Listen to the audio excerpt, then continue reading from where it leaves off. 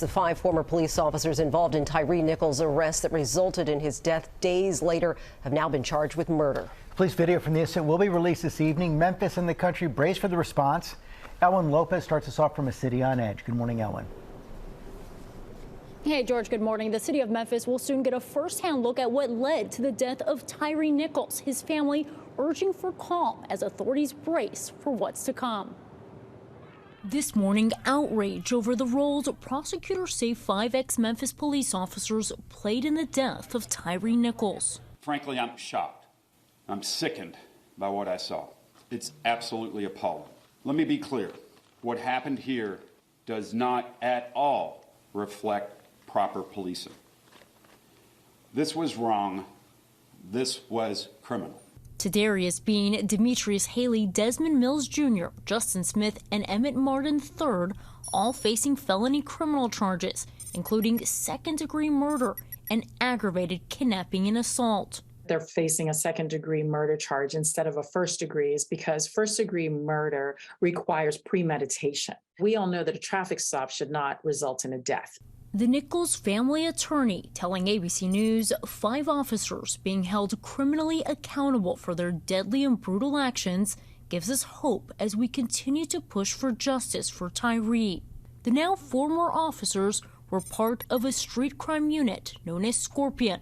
All 5 fired about 2 weeks after Nichols was pulled over for alleged reckless driving. The families are relieved that they terminated the officers in a swift manner, and they also are thankful that the charges were brought today. The district attorney says there were 2 confrontations on January 7th. We have one running on foot. In the first, he says pepper spray was deployed and Nichols ran away. Subject fighting at this time.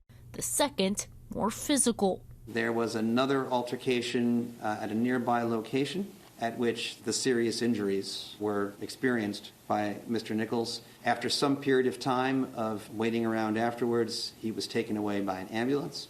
The 29-year-old critically injured, dying 3 days later. His family sharing this photo of him, his face bruised and swollen. Attorneys for 2 of the former officers, Mills and Martin, saying their clients intend to plead not guilty. ABC News reached out to Smith, Bean, and Haley, but have not heard back. No one out there that night intended for Tyre Nichols to die. When it's time to defend our clients, our side of things will come out. As law enforcement across the country brace for protests expected to follow the anticipated release of the videos showing Tyre's arrest, overnight his mom urging calm. It's going to be horrific, but I want each and every one of you to protest in peace.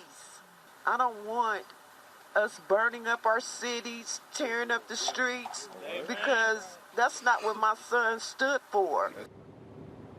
And George, the mayor said that they launched an internal review of operations and policies of their specialized units.